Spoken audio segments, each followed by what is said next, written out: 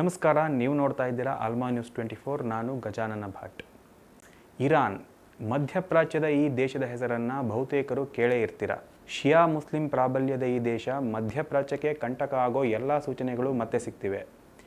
ಈ ಇರಾನ್ ಅನ್ನೋ ದೇಶ ಯಾವತ್ತೂ ಸುಮ್ಮನೆ ಕೂತಿದ್ದೇ ಇಲ್ಲ. ಇರಲಾರದೆ ಇರುವೆ ಬಿಟ್ಕೊಂಡ್ರು ಅಂತಾರಲ್ಲ, ಹಾಗೆ ಅನಗತ್ಯವಾಗಿ ಏನಾದರೊಂದು ಮಾಡೋಕೆ ಹೋಗಿ ತಾನೂ ಸಮಸ್ಯೆಗೆ ಸಿಕ್ಕಾಕೊಳ್ಳೋದಲ್ಲದೆ ತನ್ನ ಸುತ್ತಲಿನ ದೇಶಗಳನ್ನ ಕೂಡ ಸಮಸ್ಯೆಗೆ ಸಿಲುಕಿಸುತ್ತೆ ಈ ದೇಶ. ಹಾಗಾಗಿ ಮಧ್ಯಪ್ರಾಚ್ಯಕ್ಕೆ ಒಂದು ರೀತಿಯ ಕಂಟಕ ಇರಾನ್ ಅಂದರೆ ಕೂಡ ತಪ್ಪಾಗೋದಿಲ್ಲ. ಇತರ ಮುಸ್ಲಿಂ ದೇಶಗಳಂತೆ ಇಸ್ರೇಲ್ ಮೇಲೆ ಕೂಡ ಇರಾನ್ ಬೆಂಕಿ ಉಗುಳುತ್ತೆ. ಇಸ್ರೇಲ್ ಅಂದರೆ ನಖಶಿಖಾಂತ ದ್ವೇಷ ಇರಾನ್ಗೆ.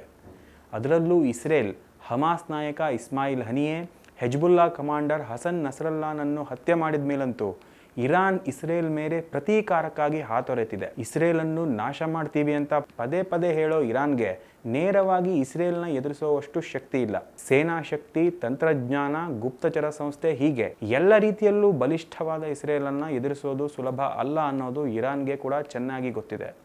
ಹಾಗಾಗಿ ಮೊದಲಿನಿಂದಲೂ ತಾನೊಂದು ಪರಮಾಣು ಶಕ್ತ ರಾಷ್ಟ್ರ ಆಗಬೇಕು ಅಂತ ಬಯಸ್ತಿರೋ ಇರಾನ್ ಪರಮಾಣು ಶಸ್ತ್ರಾಸ್ತ್ರಗಳನ್ನು ತಯಾರಿಸೋಕೆ ಹಗಲು ರಾತ್ರಿ ಪ್ರಯತ್ನ ನಡೆಸ್ತಿದೆ. ಆದರೆ ಇರಾನ್ನ ಪರಮಾಣು ಕನಸಿಗೆ ಸದಾಕಾಲ ಬ್ರೇಕ್ ಹಾಕೋದು ಇಸ್ರೇಲ್. ಯಾಕಂದರೆ ಇರಾನ್ ಪರಮಾಣು ಶಕ್ತ ದೇಶವಾಗೋದು ಸ್ವತಃ ಇಸ್ರೇಲ್ಗೆ, ಅಮೇರಿಕಾಗೆ ಹಾಗೂ ಇಡೀ ಮಧ್ಯಪ್ರಾಚ್ಯಕ್ಕೆ ದೊಡ್ಡ ಗಂಡಾಂತರಕಾರಿಯಾಗುವ ವಿಷಯ. ಒಂದು ವೇಳೆ ಇರಾನ್ ಏನಾದರೂ ಪರಮಾಣು ಶಕ್ತ ದೇಶವಾದರೆ ಅಲ್ಲಿಗೆ ಇಸ್ರೇಲ್ ಕಥೆ ಮುಗ್ದಂತೆ. ಹಾಗಾಗಿ ಇರಾನ್ ಪರಮಾಣು ಶಸ್ತ್ರಾಸ್ತ್ರಗಳನ್ನು ತಯಾರಿ ಮಾಡಬೇಕು ಅಂತ ಹೊರಟಾಗಲೆಲ್ಲ ಇಸ್ರೇಲ್ ತನ್ನ ಗುಪ್ತಚರ ಸಂಸ್ಥೆ ಮೊಸಾದ್ನ ನೆಟ್ವರ್ಕ್ ಬಳಸ್ಕೊಂಡು ಇರಾನ್ನ ಪರಮಾಣು ಘಟಕಗಳ ಮೇಲೆ ದಾಳಿ ಮಾಡುತ್ತೆ, ಅವುಗಳನ್ನು ನಾಶ ಮಾಡುತ್ತೆ. ಇದೇ ಕಾರಣಕ್ಕೆ ಇರಾನ್ನ ಹಲವಾರು ಅಣುವಿಜ್ಞಾನಿಗಳು ನಿಗೂಢವಾಗಿ ಹತ್ಯೆಯಾಗಿದ್ದಾರೆ. ಆದರೂ ಕೂಡ ಪರಮಾಣು ಶಸ್ತ್ರಾಸ್ತ್ರಗಳನ್ನು ತಯಾರು ಮಾಡೋ ಪ್ರಯತ್ನಗಳನ್ನೇನೂ ನಿಲ್ಲಿಸ್ತಿಲ್ಲ ಇರಾನ್. ಆದರೆ ಇತ್ತೀಚಿನ ಕೆಲವು ಗುಪ್ತಚರ ಸಂಸ್ಥೆಗಳ ಮಾಹಿತಿ ಪ್ರಕಾರ ಇರಾನ್ ಪರಮಾಣು ಶಸ್ತ್ರಾಸ್ತ್ರ ತಯಾರು ಮಾಡೋಕೆ ಅಂತಾನೆ ಒಂದು ಭೂಗತ ನಗರ ನಿರ್ಮಾಣ ಮಾಡಿಕೊಂಡಿದೆ. ಅಲ್ಲಿ ಈಗಾಗಲೇ ಪರಮಾಣು ಶಸ್ತ್ರಾಸ್ತ್ರಗಳ ತಯಾರಿಕೆ ಬಹುತೇಕ ಪೂರ್ಣಗೊಂಡಿದೆಯಂತೆ. ಲೆಬನಾನ್ನಲ್ಲಿರೋ ಹೆಜ್ಬುಲ್ಲಾ, ಯಮನ್ನಲ್ಲಿರೋ ಹೌತಿಗಳು, ಗಾಜಾದಲ್ಲಿರೋ ಪ್ಯಾಲೆಸ್ತೀನ್ ಬಂಡುಕೋರರು, ಇರಾಕ್ನಲ್ಲಿರೋ ಕಟಾಯಿಬ್ ಹಿಜ್ಬುಲ್ಲಾ, ಹೀಗೆ ಇರಾನ್ ಜಗತ್ತಿನ ಹಲವು ಭಾಗಗಳಲ್ಲಿ ಭಯೋತ್ಪಾದಕ ಸಂಘಟನೆಗಳನ್ನು ಪೋಷಿಸ್ತಿದೆ. ಇತ್ತೀಚೆಗೆ ಇರಾನ್ ಬೆಂಬಲಿತ ಹೌತಿಗಳು ಕೆಂಪು ಸಮುದ್ರದಲ್ಲಿ ವಿಪರೀತ ಉಪಟಳ ಕೊಡ್ತಾ ಇದ್ದಾರೆ.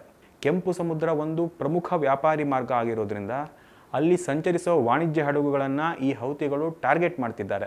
ಇದು ಈ ಭಾಗದಲ್ಲಿನ ವಾಣಿಜ್ಯ ಚಟುವಟಿಕೆಗಳ ಮೇಲೆ ಗಂಭೀರ ಪರಿಣಾಮ ಬೀರ್ತಾ ಇದೆ. ಅಮೆರಿಕ ಯುದ್ಧ ನೌಕೆಗಳ ಗಂಭೀರ ಪ್ರತಿದಾಳಿಯ ಹೊರತಾಗಿ ಕೂಡ ಕೆಂಪು ಸಮುದ್ರದಲ್ಲಿ ಹೌತಿಗಳ ಉಪಟಳ ನಿಯಂತ್ರಣಕ್ಕೆ ಬರ್ತಾ ಇಲ್ಲ. ಇನ್ನು ಅಮೆರಿಕ ಅಂದರೆ ಕೂಡ ಇರಾನ್ ಉರಿದು ಬೀಳುತ್ತೆ. ಹಾಗಾಗಿ ಯಾವ ರೀತಿ ಇಸ್ರೇಲ್ ಇರಾನ್ ಅಣುಶಕ್ತ ದೇಶವಾಗೋದನ್ನು ಬಯಸಲ್ವೋ, ಅಮೆರಿಕಕ್ಕೆ ಕೂಡ ಇರಾನ್ ಅಣುಶಕ್ತ ದೇಶವಾಗೋದು ಬೇಕಿಲ್ಲ.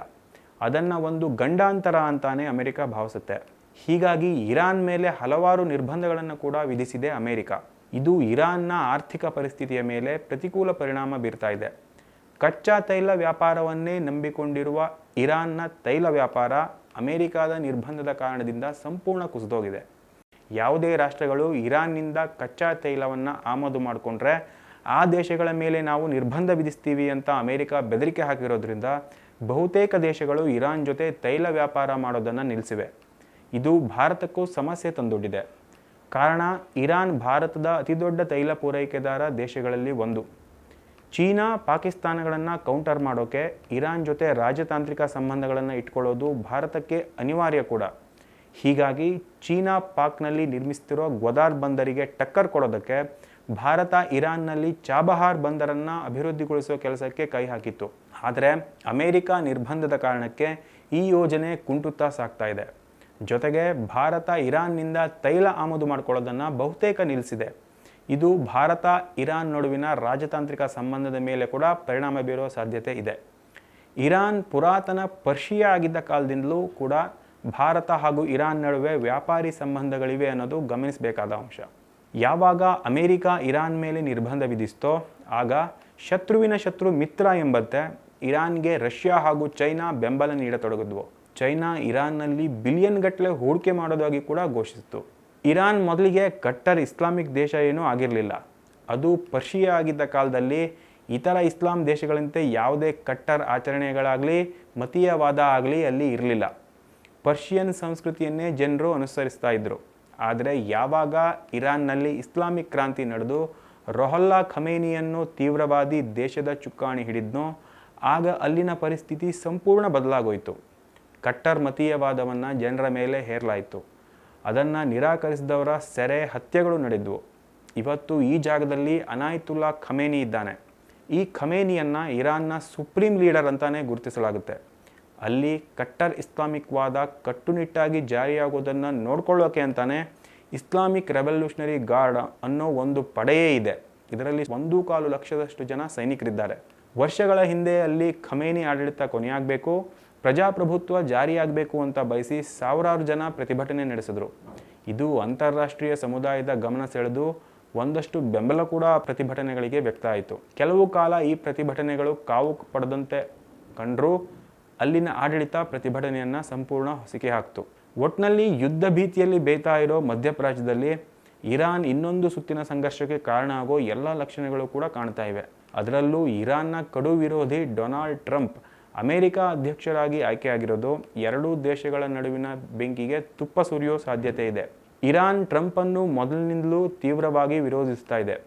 ಈಗ ಅಮೆರಿಕ ಅಧ್ಯಕ್ಷರಾಗಿ ಆಯ್ಕೆಯಾಗಿರೋ ಟ್ರಂಪ್ ಇರಾನ್ ಮೇಲೆ ಮತ್ತಷ್ಟು ನಿರ್ಬಂಧ ಹೇರೋ ಸಾಧ್ಯತೆ ಕೂಡ ಇದೆ. ಮಧ್ಯಪ್ರಾಚ್ಯದಲ್ಲಿ ಈ ಬಾರಿ ಇರಾನ್ ಯಾವ ಮಟ್ಟಿನ ಕೋಲಾಹಲಕ್ಕೆ ಕಾರಣ ಆಗುತ್ತೆ ಅನ್ನೋದನ್ನ ಕಾದು ನೋಡಬೇಕಾಗಿದೆ. ಇದು ಈ ಹೊತ್ತಿನ ವಿಶೇಷ. ನಿರಂತರ ಸುದ್ದಿಗಾಗಿ ನೋಡ್ತಾ ಇರಿ ಆಲ್ಮಾ ನ್ಯೂಸ್ 24.